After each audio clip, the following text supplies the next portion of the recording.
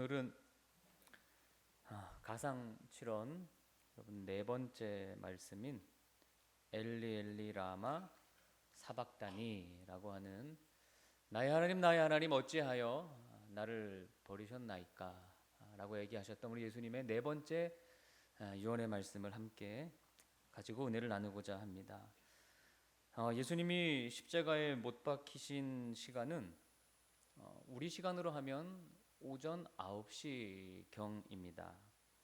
그리고 12시까지 3시간 사이에 우리가 지금까지 3주 동안 함께 나누었던 그 가상칠언의 3번의 말씀을 그 시간에 하셨고, 그리고 12시부터 3시까지는 우리 예수님이 침묵하신 후에 이제 3시경 드디어 예수님이 입을 열어 말씀하셨습니다. 성경의 흐름상 네 번째부터 7번째의 가상칠언 말씀은 거의 한 번에 그 말씀을 쭉 이어서 하신 것으로 우리가 그렇게 이해할 수 있겠습니다. 그 중에서 제일 먼저 하신 말씀이 바로 이제 오늘의 읽은 말씀입니다. 그런데요, 오늘 이 예수님의 네 번째 이 말씀은 사실 잘 이해가 되지 않는 그런 말씀이에요. 그러니까 이해가 안 된다는 것은 뭔가 좀 어색한 느낌을 주는 말씀이라는 겁니다. 다른 사람도 아니고 예수님께서 하나님께 하나님 왜 나를 버리셨습니까? 이렇게 얘기를 했어요. 하나님 왜 나를 버리십니까? 뭔가 맞지 않는 말씀인 것 같아요. 좀 그렇지 않습니까? 뭔가 좀 예수님이 이런 말씀을 하셨다는 게 약간 안 맞는 느낌이 있어요. 아들이 아버지에게 왜 나를 버리시냐고 뭐 소리 지르는 것도 딱 이해가 되지 않고, 하나님이 아들을 버린다라고 하는 표현도 좀 이해가 안 돼. 이거는 무슨 여러분 콩가루 집안에서나 있을 법한 이야기가 아닙니까? 아버지가 아들을 버리고 아들이 아버지에게 왜 나를 버리십니까? 라고 얘기하는 어떤 그런 분위기의 말씀이죠. 우리 예수님이 제일 처음 하신 말씀, 아버지 저들을 사하여 주옵소서, 저들이 하는 일을 알지 못합니다. 이것은 우리 예수님의 자비로운 마음과 잘 부합이 되니까 쉽게 이해가 되고, 또 강도에게 말씀하실 때 내가 오늘 나와 함께 낙원에 있으리라, 이 말씀도 아주 잘 우리 예수님께서 천국을 소개하고 강도와 함께 가려고 하는, 충분히 받아들일 수 있는 말씀이죠. 그리고 어머니와 요한에게 하셨던 말씀도 사랑의 예수님께서 본인의 어머니를 부탁하고 또 제자에게 그렇게 부탁하는 그런 모습, 충분히 납득이 되는 얘기잖아요. 자, 그런데 오늘 말씀은 하나님 왜 나를 버리십니까? 라고 하시며 절규하시는 이 말씀, 왠지 좀 어폐가 있어 보이기도 합니다. 아마 우리가 예수님과 같은 그런 당사자가 되지 않는 이상 아마 어떠한 세상의 지성인도 이거를 온전히 이해하기라는 좀 쉽지 않아 보이는 그런 말씀이에요. 자, 여러분에게 질문을 한번 해보겠습니다. 여러분들은 버림받아 보신 적이 있습니까? 누군가에게 또 살면서 무엇인가로부터 버림받아 보신 경험이 있으신지요? 아마 우리 인간의 언어 중에서 이 버림받았다고 하는 말만큼 또 비극적인 말이 없을 거예요. 내가 버림받았다. 국가로부터 버림받았다고 느끼는 사람들이 국가를 떠납니다. 이민 가죠. 어떤 처리 같은 게 잘 안 돼서 내가 이 나라에 살고 싶지 않다고, 난 버림받은 것 같다고 그렇게 이민 가는 사람들이 많이 있어요. 배우자에게 버림을 받으면 그것이 일평생 상처로 남아서 내 삶에 계속해서 영향을 줍니다. 혹 부모에게 버림받는 아이들이 있다면 그 충격은 부모가 죽는 것만큼이나 여러분 크다고 합니다.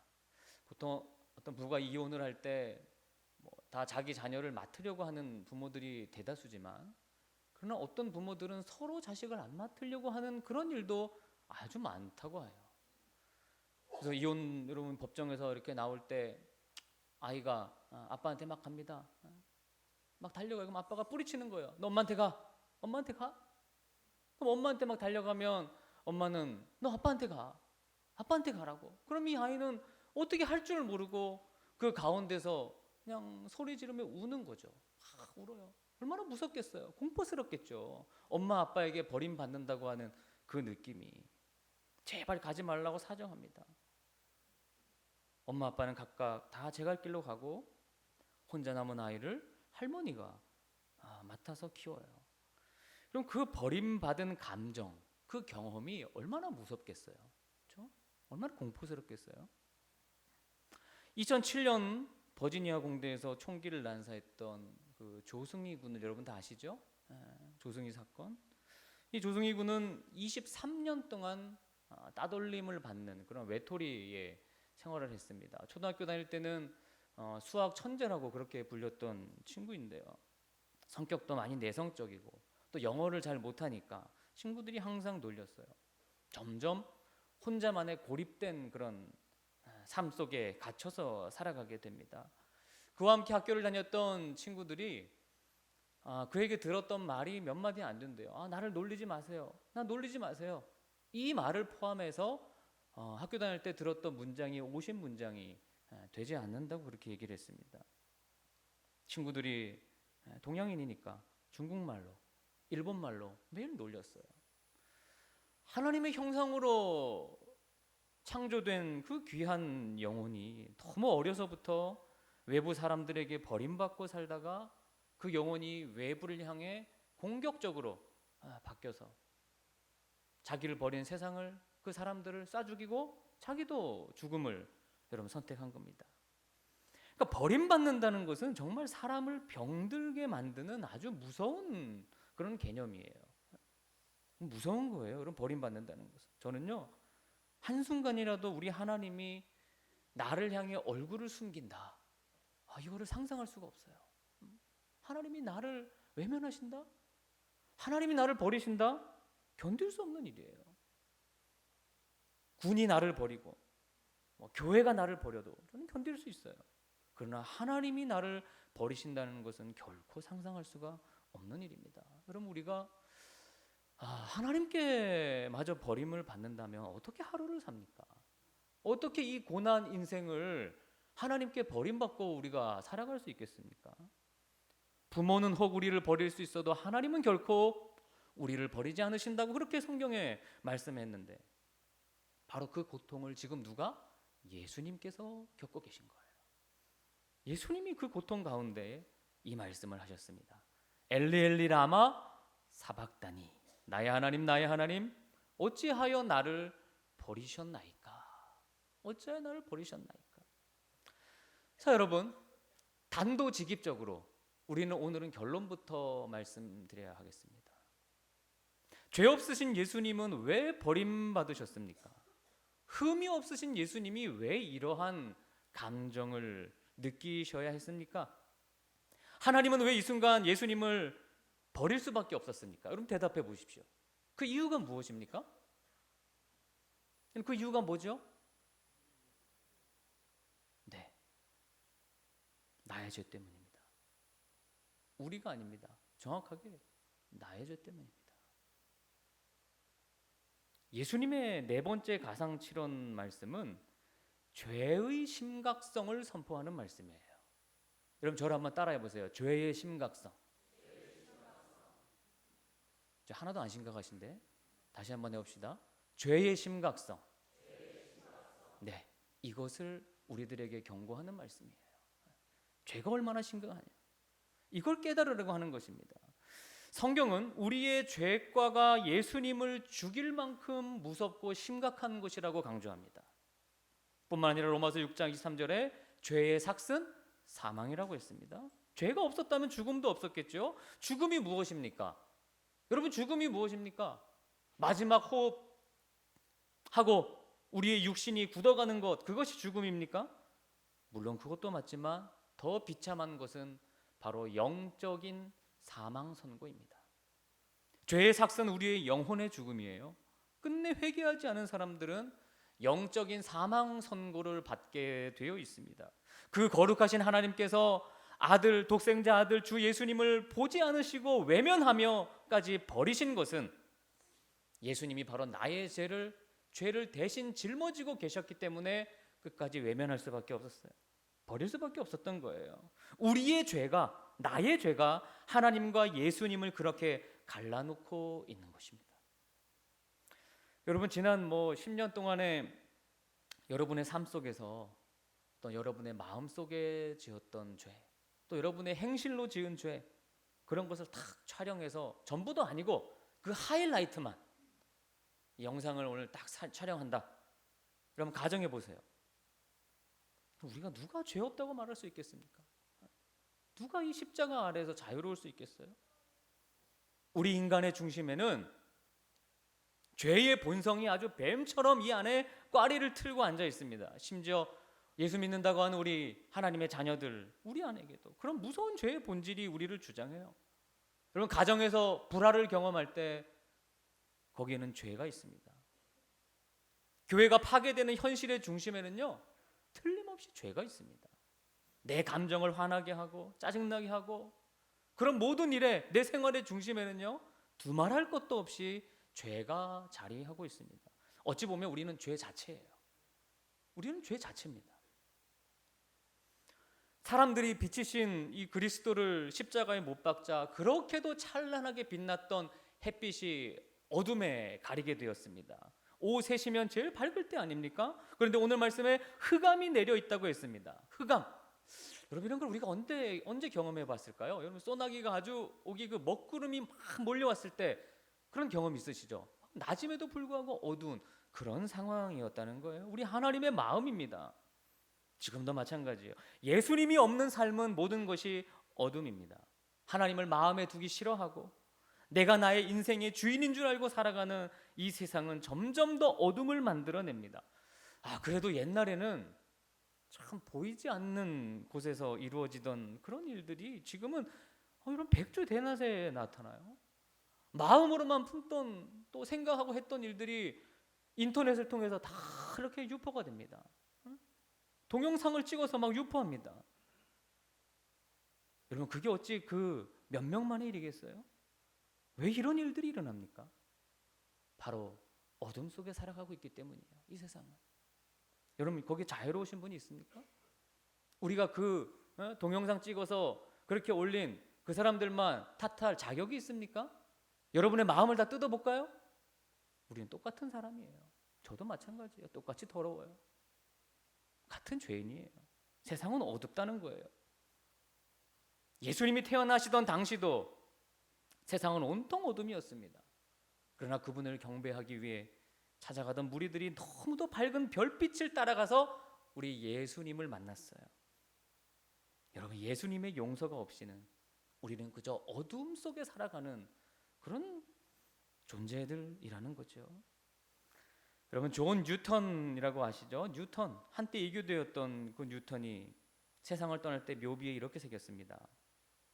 한때 이교도였으며 탕자였고 아프리카 노예 무역상이었던 존 뉴턴, 예수 그리스도의 풍성한 긍휼로 용서받고 변화되어 하나님의 자녀가 되었고, 자신이 그토록 부인했던 그 믿음을 전파하며 버킹엄에서 16년, 올리 교회에서 27년간 섬기다.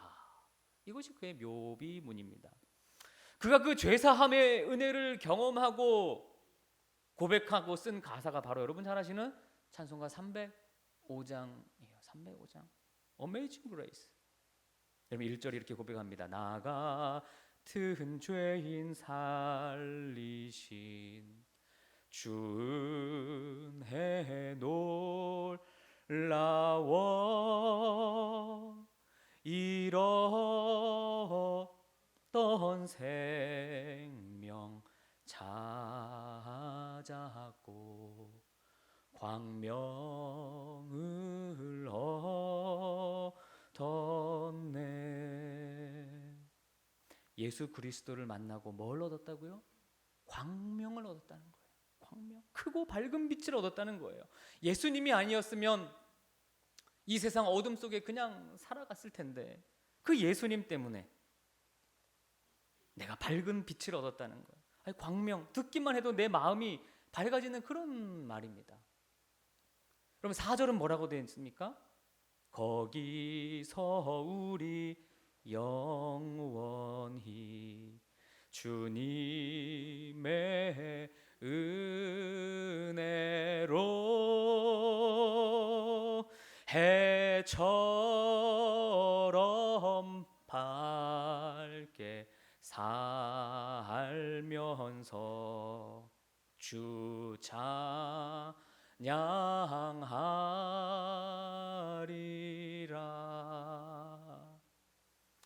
우리가 이 세상과 저 세상에서 해처럼 빛을 발하며 밝게 살 거래요. 여러분, 우리가 예수님 안 만났으면요, 이런 밝은 거를 모를 뻔했어요. 그냥 어둠 속에 군 생활하고 어둠 속에 인생 살 뻔했는데 예수님을 만나서 해처럼 밝은 삶을 살게 되었다는 겁니다. 할렐루야. 이보다 더 큰 복이 어디에 있습니까? 우리는 영적으로 밝은 사람들이에요. 결코 어두운 사람들이 아니에요. 그래서 그런 어두운 데 가면 이게 나랑 안 맞아야 돼요. 나이트클럽에 가서 무슨 영상을 찍고, 여러분 나이트클럽에 한번 가보세요. 거기 갔는데 막 너무 좋고 막 여러분 회개하셔야 돼요. 여러분이 어둠에 사로잡혀 있다는 거예요. 그런 곳에 아무렇지도 않게 들어가고 말이에요. 아무렇지도 않게 발걸음을 옮기고 어둠에 사로잡혀 있다는 거예요. 여러분 그렇게 살지 않으셨나요? 우리는 그렇게 살았어요. 그런데 어느 틈인가부터 나에게 죄의 감각이 왔어요. 하나님 나를 치시는 거예요. 그때부터는 갈 수가 없어요. 왜? 감각이 다르니까요. 어두운 곳이니까 밝은 사람이 갈 수가 없는 거예요. 예수님의 이 네 번째 가상칠언의 말씀은, 우리 예수님의 이 외침은 예수님이 그냥 처음으로 만들어서 하신 말씀일 수도 있겠지만, 그러나 이것은 여러분 시편에 보면은 등장하고 있는 말씀입니다. 우리 한번 다 함께 시편 22편 1절 말씀을 한번 보겠습니다. 시편 22편 1절 말씀입니다. 시작. 네, 하나.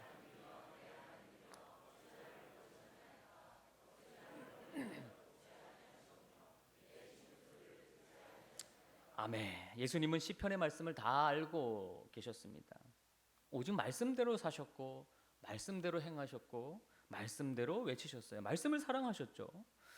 여러분, 하나님의 말씀과 여러분은 어떤 관계에 있으십니까? 세상을 살아갈 때 여러분의 이웃들이, 동료들이 여러분을 보기에 여러분이 말씀의 표준 위에 살아가는 사람들입니까?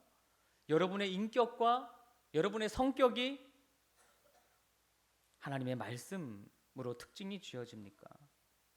십자가 아래에 있던 사람들은 말씀을 선포하는 예수님 아래에서 이런 말을 합니다. 오늘 읽은 본문 말씀 바로 다음 절입니다. 47절에서 49절 말씀까지입니다. 함께 봅니다. 시작. 거기 섰던 자 중 이들은 듣고 이르되 이 사람이 엘리야를 부른다 하고 그 중에 한 사람이 곧 달려가서 해면을 가져다가 신 포도주에 적시고 갈대에 꿰어 마시게 하거늘 그 남은 사람들이 이르되 가만두라 엘리야가 와서 그를 구원하나 보자 하더라. 사람들이 조롱합니다. 엘리 막 이러니까 무슨 엘리야가 오나 보다. 엘리야가 와서 구원해 주나 보자. 세상은요, 스스로 결코 예수님의 십자가와 그 은혜와 사랑을 깨달을 수가 없어요. 그래서 하나님이 말씀을 주신 거예요. 그걸 깨달으라고.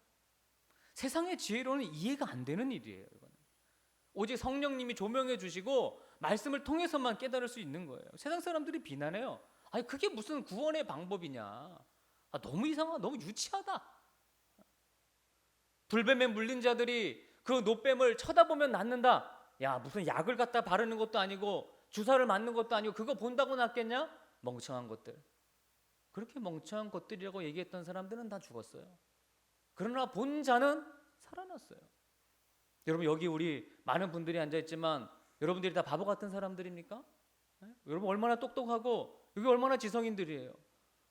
우리가 몰라서 여기에 있습니까? 그게 유치합니까? 너무나 단순하고 너무나 분명한 진리잖아요. 그걸 깨닫고 믿고 이 자리에 우리가 앉아있는 거예요. 예수님이 십자가에서 버림받은 것이, 버림받는 것이 바로 우리가 구원받는 유일한 방법이었던 것입니다. 우리가 우리의 죄를 용서받을 수 있는 유일한 방법이었던 거예요. 그렇기 때문에 우리는 이 예수님의 유언의 말씀을 통해 죄가 얼마나 무서운 것인지를 다시 한번 알아야 합니다. 사망이나 기쁨이나 어떤 피조물이라도 여러분, 갈라놓을 수 없다고 했어요. 하나님과의 사이를. 그런데 그걸 죄가 갈라놓은 것입니다. 하나님과 우리 사랑은 어떤 것으로든 나뉘어질 수가 없어요. 그런데 그것을 나뉘어지게 하는 파워가 있는 게 있어요. 그게 죄예요. 그러니까 죄는 심각한 거고 무서운 거고요. 죄에는 힘이 있어요. 이게 파워가 있는 거예요. 그래서 죄가 무서운 거예요. 그러니까 하나님이요, 이렇게 여러분, 내가 살면서 어떤 문제가 있잖아요. 기도 제목이 있잖아요. 그런 걸 가지고 하나님께 나와 기도합니다. 그럼 우리 하나님은 꼭 그 문제에 대해서 얘기해 주시지 않고 그 문제를 해결해 주시려고 하는 게 아니라 꼭 저의 죄에 대해서 말씀하십니다. 죄를 지적하셔요. 죄의 문제를 해결하시고자 해요. 그러면 그 죄의 문제를 해결하면 다른 것은 저절로 해결이 됩니다. 여러분, 이게 신앙의 아주 중요한 원리 중에 하나예요. 하나님, 이 문제 좀 해결해 주세요 라고 기도했더니 하나님은 너의 죄를 회개해라, 그런 말씀을 하셔요. 그리고 죄가 생각나게 하십니다. 과거의 죄도 생각나게 하십니다. 여러분, 우리는 죄를 지적받는 것을 감사해야 합니다. 회개라고 하는 말은 언제 들어도 감사하고 기쁜 말이고 많이 들을수록 행복한 말이어야 합니다. 기도는 회개 그 이상 이하도 아니에요. 여러분, 회개하는 맛으로 교회에 오시고요, 회개하는 재미로 사십시오. 회개는 우리 영육의 정말 가장 큰 보약 중의 보약입니다. 예수님은 아버지여, 저들은 저들이 하는 짓을 모르니 저들의 죄를 용서해 달라고 하셨어요. 우리가 모르고 하는 게 많거든요. 히랍 신화를 보면 오이디푸스의 왕에 관한 신화가 여럿이 있는데, 오이디푸스 왕이 그 테베 왕의 아들이죠. 근데 테베 왕이 아들을 어렸을 때 어떤 이유로 버리게 되었어요. 어느 날 이제 오이디푸스가 커서 고린도라는 나라에 가서 이 나이츠 기사가 되었는데, 어느 날 우연히 싸움에 휘말렸다가 자기도 모르는 사이에 아버지를 죽이고 자기를 낳아준 어머니를 아내로 삼게 되었습니다. 그리고 그 후에 테베 나라의 왕이 되었죠. 왕이 된 후에 어느 시기에 이 나라에 연병이 돌기 시작했어요. 많은 백성들이 죽어나갑니다. 유명한 점쟁이를 불러서 도대체 이 이유가 뭐냐 물어봤어요. 점을 쳐보니까 이 나라에 전 왕을 죽인 범인이 이 나라에 있어서 그러니 그 사람을 죽이면 괜찮아집니다 라고 얘기했어요. 그게 누구냐? 이 점을 친 이 점쟁이 얘기할 수가 없죠. 저 왕이 얘기하면 내가 죽는데. 그래도 얘기했어요. 이 엄청난 죄는 자기가 모르고 한 일, 나는 눈이 있어도 보지 못한 그 이유 때문이다. 그래서 그는 진실과 진리를 보지 못한 눈뜬 봉사에게 나의 두 누나를 파라고 신하에게 명령합니다. 여러분, 예수님은 십자가를 지실 때 우리의 모르고 지은 죄도 다 짊어지고 가셨습니다. 나의 숨은 죄, 그동안 몰랐던 죄를 고백하고 회개할 때, 여러분, 그때 우리의 믿음이 성장하는 거예요. 우리의 부흥이 그때 오는 거예요. 부흥은 회개할 때 오는 거예요. 1907년 평양 대부흥운동이 무엇으로부터 시작이 되었습니까? 죄에 대한 회개였습니다. 나의 숨어있는 죄, 그냥 다 해결했을 거라고 생각했던 그런 모든 죄를 꺼내놓고 회개할 때, 그때 부흥이 일어났고 하나님의 역사가 나타났어요. 우리 하나님은 어떻게 하시든지 죄의 문제를 해결하시길 원하십니다. 죄를 남김없이 도말하시고자 아들 그리스도를 십자가에 못 박아 버리신 거예요. 아들을 버림으로 죄의 담을 허무셨어요. 여러분, 갈라디아서 3장 13절은 그리스도께서 우리를 위하여 저주를 받은 바 되사 율법의 저주에서 우리를 속량하셨으니 기록된 바 나무에 달린 자마다 저주 아래에 있는 자라. 심지어 아들을 저주하셨어요. 저주가 뭡니까?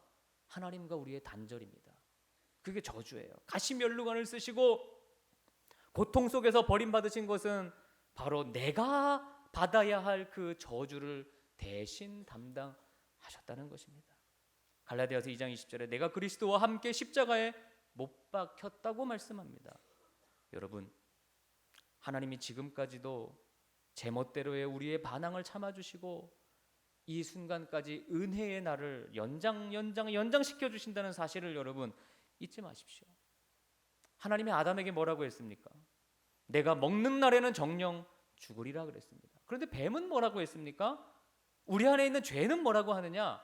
너희가 결코 죽지 아니하리라. 누구의 말이 진실이었습니까? 죄는 거짓말쟁입니다. 하나님의 경고는 분명 우리의 실제가 될 것이에요.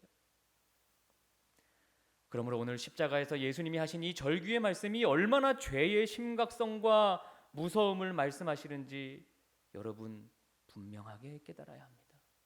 이거는 분명하게 깨닫고 여러분이 세상에 나가서 실제로 경험해 봐야지 합니다. 내가 죄 가운데 있구나. 이거 하면 안 되는 거구나. 내가 하나님을 멀리 하는구나. 그게 느껴져야 돼요. 그게 돼야 된다고요. 여러분, 하나님 보실 때 믿음 없음을, 불순종했음을, 또 회개하지 않고 살았음을 회개하시기를 주님의 이름으로 축원합니다. 여러분, 다른 거는 좀 둔감해도 괜찮습니다. 그러나 죄에는 민감하십시오. 세상 일, 교회 일, 저 사람 어떻게 하는지 둔감해도 돼요. 그러나 나의 죄에는 민감하십시오. 여러분의 죄를 샅샅이 뒤져 찾아내서 다 회개하십시오. 하나님보다 돈을 더 사랑한 거 회개하십시오. 하나님 거 도둑질한 거 회개하시고, 어려운 이웃을 힘써도 돕지 못하고 복음을 전하지 못한 거 회개하십시오. 주의 날을 거룩히 지키지 않고 오락하고 방탕한 것을 회개하십시오. 부모에게 순종하지 않은 거 회개하십시오. 주님께서 교회를 사랑하듯 사람을 사랑하지 못하는 것을 회개하십시오. 신앙생활보다 공부를 더 중요하게 여기며 자녀 양육한 거 회개하십시오. 음란한 행동과 생각을 회개하십시오. 술 마시고 담배 피우며 다른 사람과 내 몸을 힘들게 한 거 여러분 회개하십시오. 하나님 말씀보다 드라마나 스포츠가 더 좋았던 거 회개하십시오.